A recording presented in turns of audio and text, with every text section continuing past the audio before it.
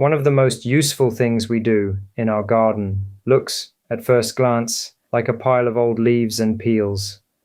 Not exactly glamorous, not the sort of thing that usually gets the star treatment.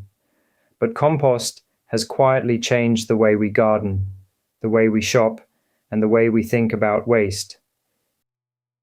In this video, I'll show you why we compost, how our composting system has evolved over the years, what we put into it, how we manage it, and how we use the finished compost in the garden. Welcome to With the Garden. Here in Los Angeles, in a cozy yard, I'm learning and sharing as I go. I hope you'll grow along with me. Let's begin. This video is partly here because of a request from people who attended my Earth Month talk organized by Cheer, a community-based, student and parent-initiated non-profit organization. I mentioned composting there as one of the everyday ways we try to stay close to nature, reduce waste, and live more sustainably. And really, that is how it began for us too. We cook every day, garden every day, prune, sweep, harvest, peel, and trim. So we started asking ourselves, why should so much of that organic material leave our home as trash? As we learned more about permaculture, that question became even more important. Permaculture is not just about growing food. It is about observing how nature works, and then trying to build our living spaces with the same logic. Less waste, more cycles, and more support between different parts of the system. In our garden, that has meant reducing lawn, using mulch, letting leaves return to the soil, and turning kitchen scraps and garden waste into compost instead of garbage. We are simply trying, in a small way, to follow nature's own zero-waste principle.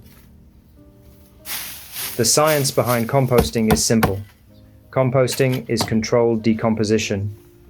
With enough air, moisture, and a good mix of materials, bacteria, fungi, and other decomposers, break organic matter down into a dark, crumbly material that improves soil and feeds plants. This mostly happens under aerobic conditions, meaning with oxygen. That matters because when food waste breaks down in landfills without enough oxygen, it can produce methane, a powerful greenhouse gas. Composting at home does not solve everything, but it does keep a meaningful amount of organic waste out of that system. Our own compost practice has evolved slowly.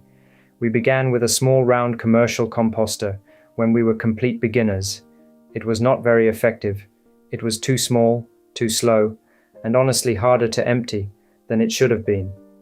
Later we bought a larger compost bin with a small door at the bottom, and that worked much better. After that, I built 2 large wooden compost bins, and these have become our main compost producers. They can handle much more kitchen and garden waste, which is important in a garden like ours.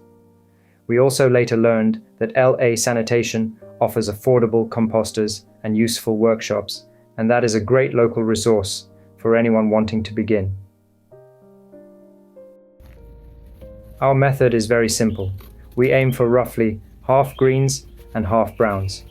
Greens are the wetter, more nitrogen-rich materials, such as vegetable scraps, fruit peels, coffee grounds, fresh trimmings, and tender garden waste. Browns are the drier, more carbon-rich materials, such as fallen leaves, dry stems, shredded paper, and small pruned branches. This balance matters.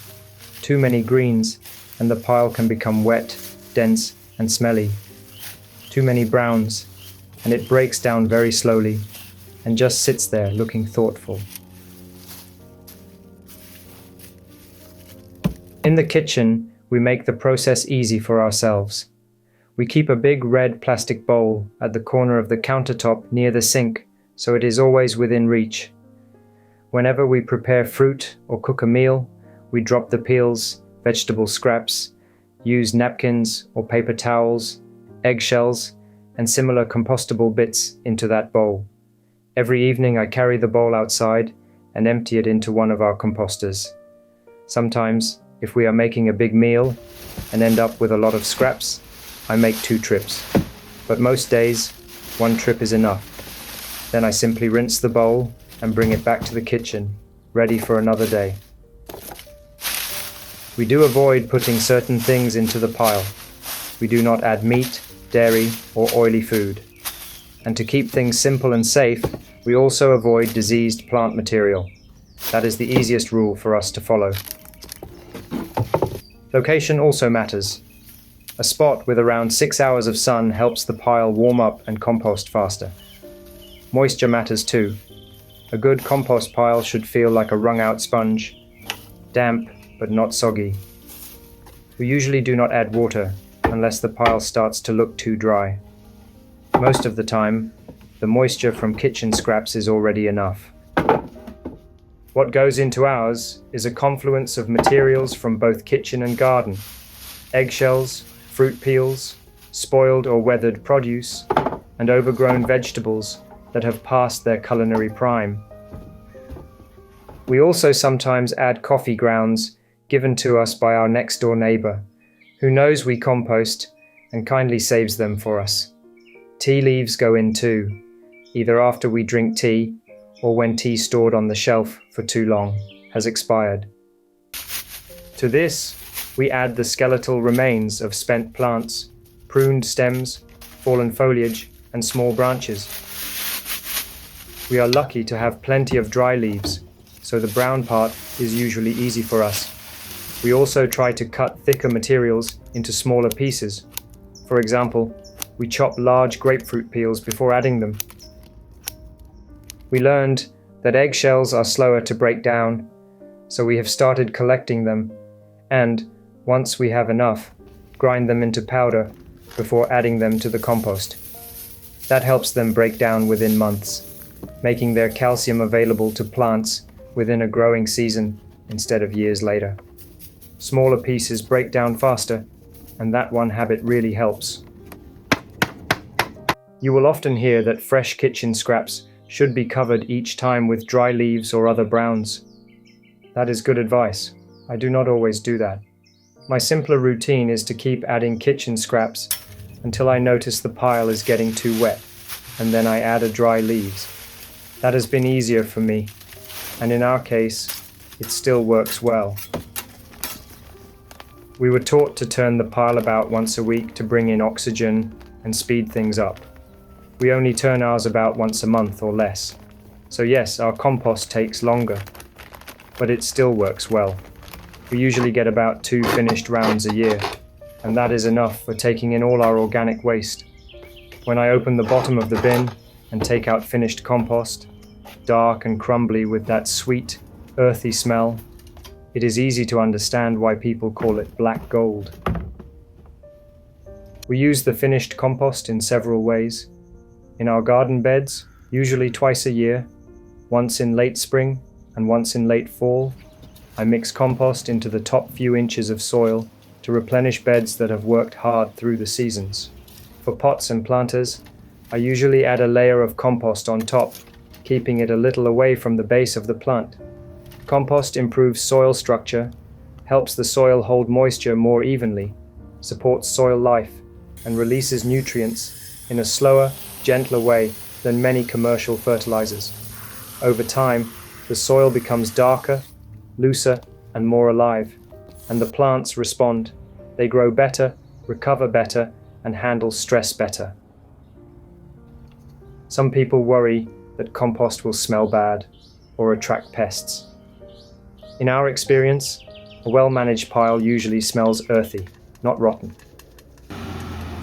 During hot Los Angeles summers, when a trash bin can act like an oven for organic waste, moving those scraps into a compost system eliminates that sour, hot trash smell from the trash bin. It's a change that makes our little section of the street more pleasant for us and everyone who walks by. When the balance of browns, greens, air, and moisture is right, there is very little odor.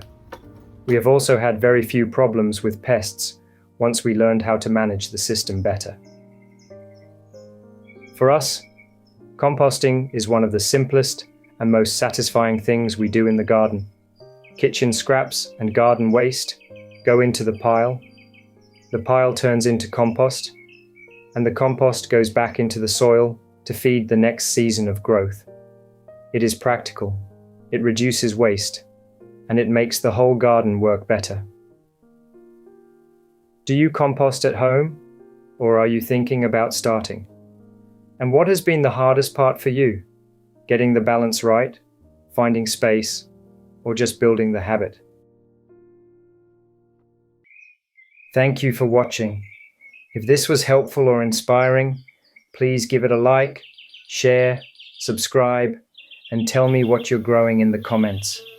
See you next time in the garden.